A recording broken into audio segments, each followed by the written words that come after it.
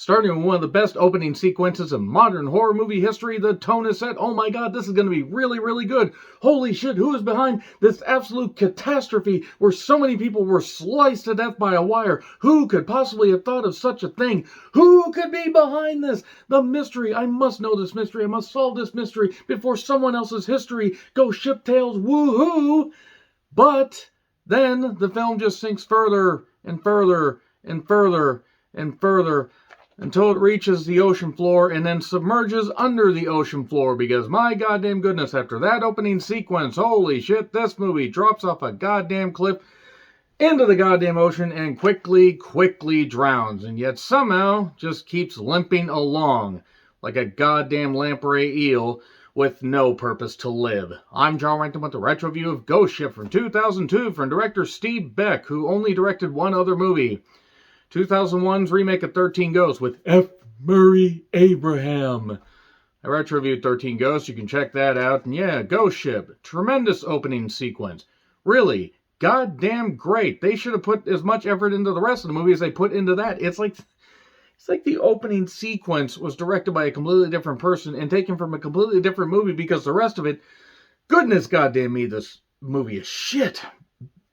My god, this shit, everybody is stupid and bad at everything because nobody realizes, hey, wait a second, there's this character called Ferriman and he wants us to go out to this ship and try and figure out what's going on with it. But he seems to know more than he's laying on. And wait, his name's Ferryman, but no, he can't have anything to do with this, even though his name is Ferryman, and there's a bunch of ghosts on this ship, hence the title Ghost Ship. And clearly Ferryman isn't evil, even though our crew keeps disappearing, our crew keeps seeing weird things and keeps doing some stupid things, because no human being can be intelligent. If you're a halfway decent person in a horror movie, you have to die, especially when you don't recognize that the evil villain is Ferryman.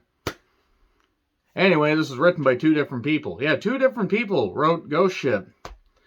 I think everybody just decided to trade off like, hey, I'm going to drink heavily because we're writing a movie called Ghost Ship. You take over. Okay, I'm recovered from my bender. Thanks. I'll drink for the next 12 hours.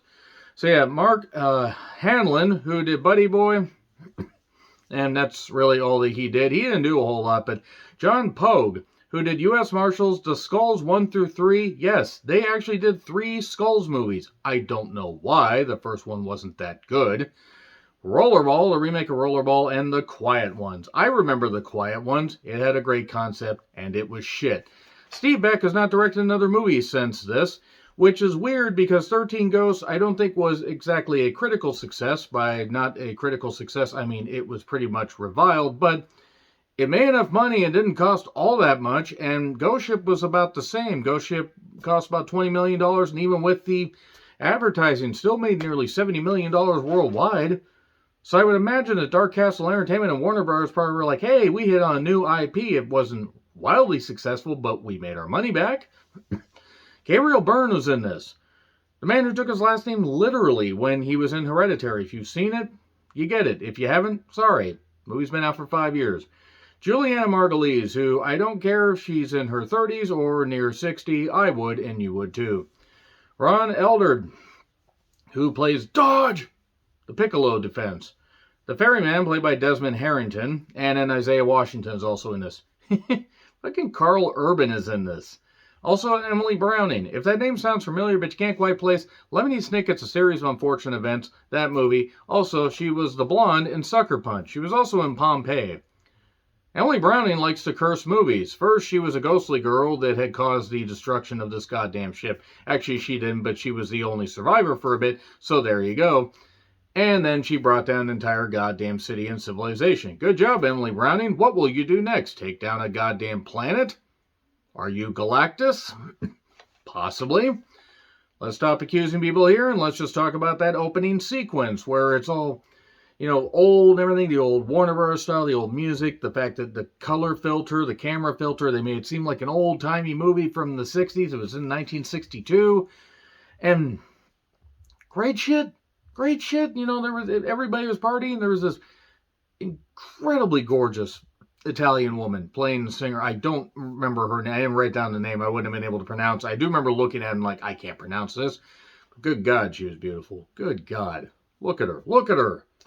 Anyway, Then basically somebody sets up this wire to slice through all these people except Emily Browning, for she is a short girl. And then we find out that she's dead sometime later. We find out how a little bit, later on. By a little bit, I mean pretty much near the end, where they say, shit, we haven't explained any of this, even though everybody figured out who the villain was after we first introduced him. Let's have a quick explanation that somehow makes even less sense than if we never explained anything at all. So yeah, Juliana Margulies was and is still beautiful. And the best idea, of course, when you are towing a great... By the way, it's about a ship crew that tows ships back to port and make sure that they use them for scrap metal, use them for whatever, or they figure out a way to salvage this shit and they get money. And they had piles of money, piles of $100 bills while they were drinking. Always a good idea to have your winnings out there in a ship bar. That can only end well. Hey, here's Ferriman, played by Desmond Harrington, who says, I want 20% of this finder's fee for a ship, but there's a ship out in the Bering Sea, in the Bering Strait. Please help me go get it, because your crew is really good. Even though there are other salvage crews here, I want your crew, for some reason. I don't have nefarious intentions. Why would you accuse me? Stop looking at me like that. What is wrong? Wouldn't you trust a man named Ferryman? And then from there, basically, the crew goes up there, or down there, or possibly goes to an alternate dimension where humanity is just totally lost. And Gabriel Byrne's accent was coming out when he was trying to say Arctic Warrior. Arctic Warrior. I like Gabriel Byrne. It just his accent was coming out, and it was easy to notice. Also, always a great idea when you're, the person steering your ship can't see the giant ghost ship right in front of them. And this ghost ship is suddenly there. They have no idea how that happened. They collided with the goddamn thing, and then they get on board, and they see, man, this thing's all torn up and messed up, and there's all these, all lifeboats and life preservers, and all this shit's gone. The fuel's gone. What's going on here? What in the world could be happening here? Oh my God, this is terrible. This is terrible. We need to get out of here. No, they decide to continue to explore, and they decide to get the brilliant idea to fix the hole in this ship, because there are these islands that have floated into these rocks, so to speak. It hit them, and now all of a sudden it's going to be sinking. So they need to figure out what they're doing. They're sinking. This is the German Coast Guard. What are you sinking about? Shout out to Derb for that one. Couldn't help but think it. And other crews have been there before, because there was like a digital watch, and there were no such things as digital watches in 1962. I actually forgot digital watches really existed even in 2002. I kid, of course, because digital watches have existed for a while. It's taking on water, and Ferryman is clearly the evil one, but no, he has to just play stupid. Why does he have to play stupid? Because they need to fix his ship. Why do they need to fix his ship? I'll get to that in just a little bit. As they explore, Katie talks to Epps, Juliana Margulies' character, and explains to her what exactly is going on, explains gradually, eventually. Then there is the very, very gorgeous singer, who, the Italian singer, who looks incredible in that red dress, my God. But she's singing over the radio. They have radio interference, so they can't always hear each other. And then they find various pieces of gold bars that somehow, Gold Bar, no, not to be confused with Gold Bar, Washington. No, really, that is a town that exists about 2 to 3 hours from me. I'm not kidding, by the way. Also start up in Index, Washington. We are a stupid, stupid state with how we name some things. Anyway, so they get the gold, and they find all these gold bars, and they pick them up rather easily. And I'm like, look, you look on IMDb, and you can figure out how much in the facts, and you know how much a gold bar weighs. But even if it was just half that, that's still not anything to swing at, or, anything to sneeze at. Like, you can't just pick it up like, ooh, we could just swirl it around in our fingers and do the little, the weird trick, the juggling trick and everything. And they come up with the brilliant idea of stop salvaging the ship. Let's just go. Let's just get the goddamn gold and leave. Then Katie tries to warn them that somebody is trying to destroy their goddamn ship. Who's trying to destroy the goddamn ship? Clearly not Ferryman. Why would you think that? Why would I think that? How could I possibly think that? Well, I'd seen the movie before, and also I have not sustained several major head injuries, or at least enough to the point that I can't figure out the very, very rice paper thin plot that this movie has. And Epps ends up finding Katie's, log. It's log. It's big. It's heavy. It's wood. It's log. It's log. It's better than ghosts. It's good. So anyway, everybody starts seeing weird, ghostly apparitions. Isaiah Washington's character is entranced by the Italian singer. Who can blame him? Boy, howdy. That CGI was horrendous even back in 2002. So everybody ends up dying, basically, more or less, eventually. Oh, Captain, my Captain, we're going to be drinking. And the captain, the ghost captain, hands Captain Gabriel Byrne, Captain Murphy, tells him about this picture. And Murphy's Law dictates that he's going to do something stupid. I think that's how Murphy's Law works.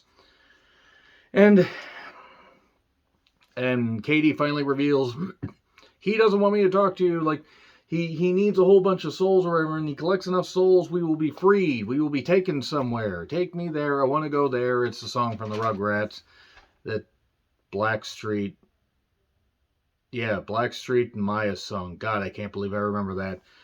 And geez, the Ferryman's the evil one because Gabriel Byrne had the picture of him. And then it turns out that, wait, Ferryman's evil? What? And it turns out that he is the Ferryman taking souls, marking souls for the afterlife.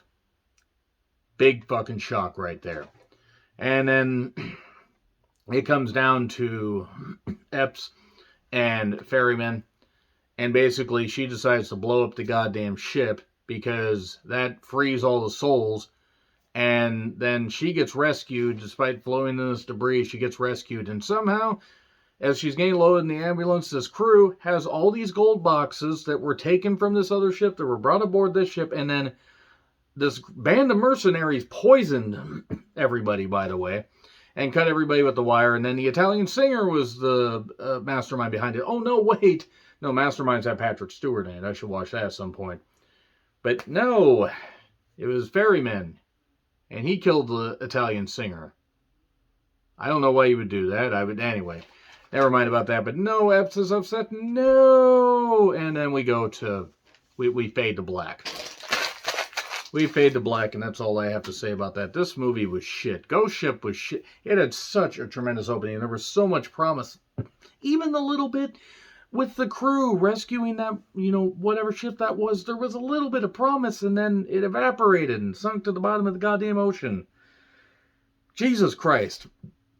Ghost Ship was terrible. Maybe it's a good thing Steve Beck doesn't direct anything else, because if these were his two offerings, 13 Ghosts and this, I don't know if he was cut out to necessarily direct, but I don't think it was entirely his fault. Dark Castle Entertainment needed to be shut down after this.